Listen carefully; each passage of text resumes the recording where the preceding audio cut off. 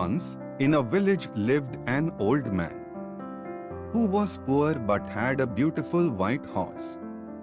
Old man was envied by many because of that white horse. One day, king saw that white horse and sent his minister to buy that horse.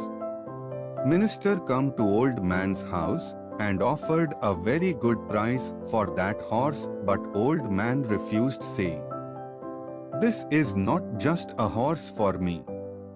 He is like my family member, good friend of mine. Can you sell a family member or friend?" Minister says, "No, not possible." After some days, old man went to barn to check on horse and saw that horse was not there. This news spread quickly throughout the village.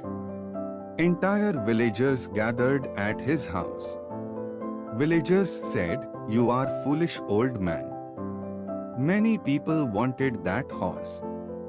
Everyone knew that someday this horse would be stolen. You could have sold that horse to king. Now horse is gone. It was a misfortune. Old man replied, "Only truth is that horse is not stable. Everything else you say is a judgment. How do you know whether it is misfortune or blessing?" Villagers laughed at him and went away. After few days, white horse came back from forest, and with it came other wild horse who were as beautiful as old man's white horse. Again villagers gathered at his home and said, "You were right. When your horse went missing, it was not misfortune but a blessing. Now you have two beautiful horses. You can train them and sell them." Old man replied again, "You are going too far.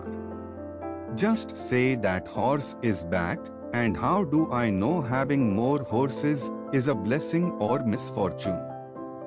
Time passed. Old man only son started training horses.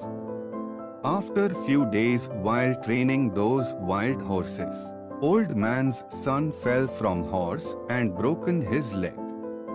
Hearing this, people gathered at his house and said, "You were right. Having more horses is not a blessing. Now, your only son is injured because of horse. At this old age, how will you be able to take care on your son?" Old man replied, "Don't go so far. It's just that my son's leg is broken.